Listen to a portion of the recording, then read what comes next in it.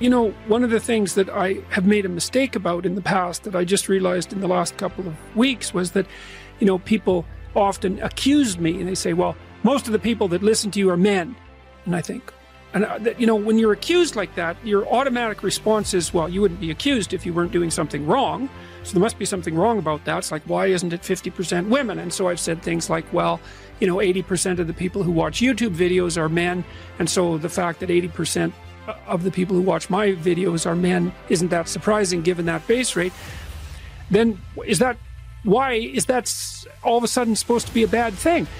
Psychologists have come to a pretty decent agreement about standard personality models, right? So there's extroversion, neuroticism, agreeableness, openness, and conscientiousness. And they look fairly stable cross-culturally.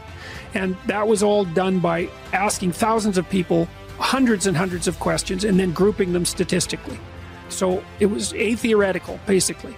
It took computational power and statistics to find out that these are how traits group.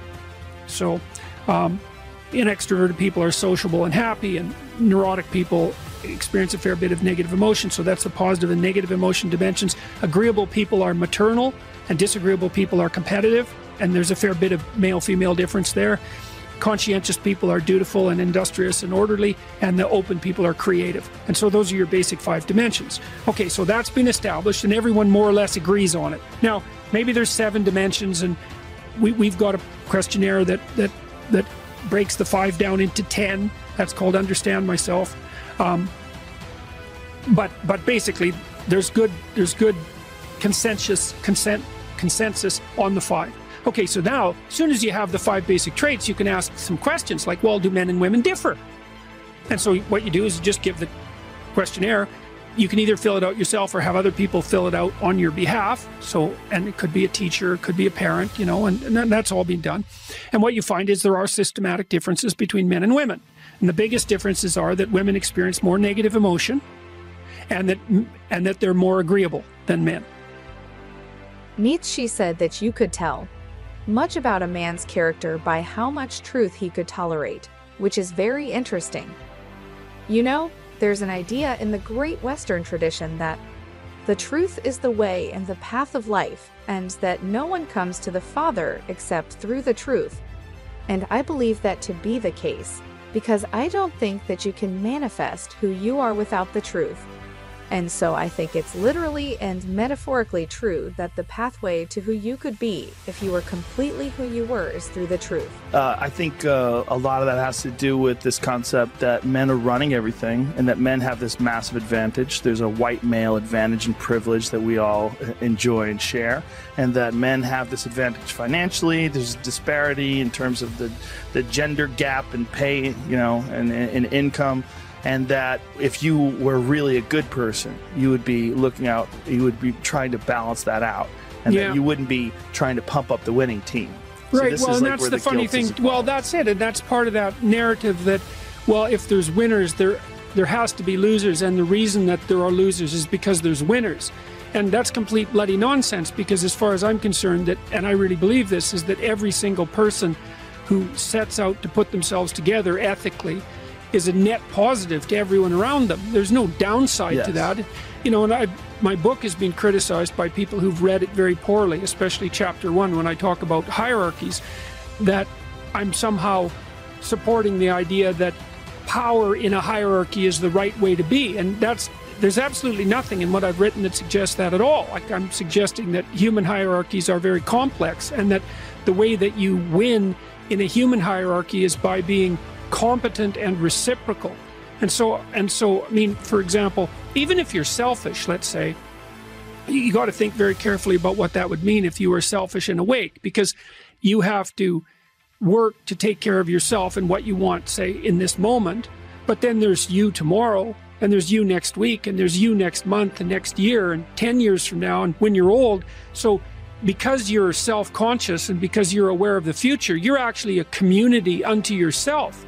And if you're selfish and impulsive, all that means is that you're serving the person you are right now, in that impulsive way, but not the person you're going to be.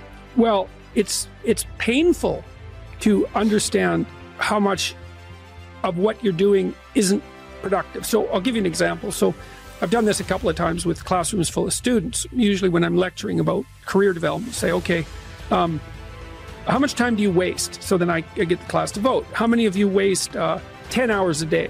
It's like 10% of the kids will put up their hands. And it's interesting because I don't define what constitutes waste. I just ask the question. So they're diagnosing themselves, right? I'm not saying you're wasting 10 hours a day. I'm just asking. It's like, given your own attitude, how much time are you wasting?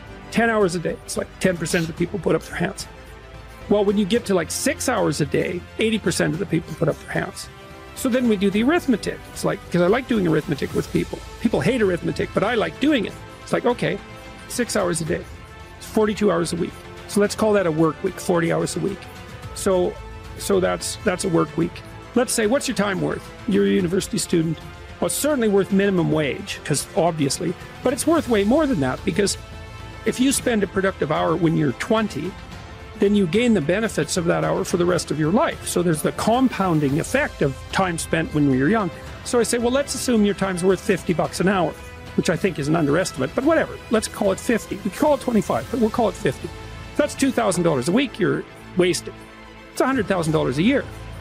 It's like, how much better would your life be if you weren't wasting $100,000 a year? It's like, what is that over 40 years? $4 million. It's like, you're rich. You don't even know it. Quit wasting time. By your own definition.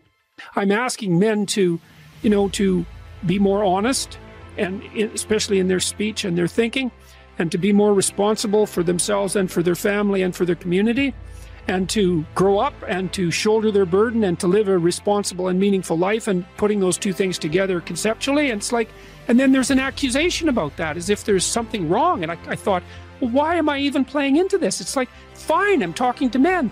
I'm encouraging them. And I am absolutely thrilled. Like every time someone comes up to me, and that's happening, I maybe 100 times a week or something like that, and tells me one of these stories about how they put their life together, it's like, I'm absolutely thrilled about that. And so I don't see, it's just a sign of how pathological our times have become, in some sense, that there would have been any guilt about that to begin with.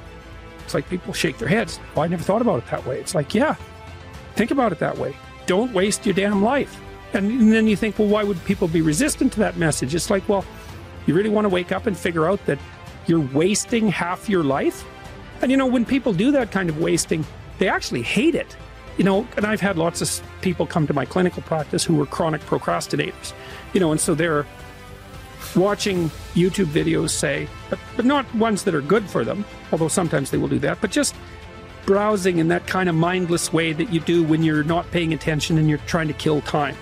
And people doing that, they feel bad, they get depressed, they feel anxious, they can't get away from it, they feel kind of quasi-addicted. That's what they're saying about social media now. It's a huge issue with young kids. Absolutely. But there's this feeling of kind of internal rot and corruption that goes along with it. It's like, yeah, well, you're wasting your life.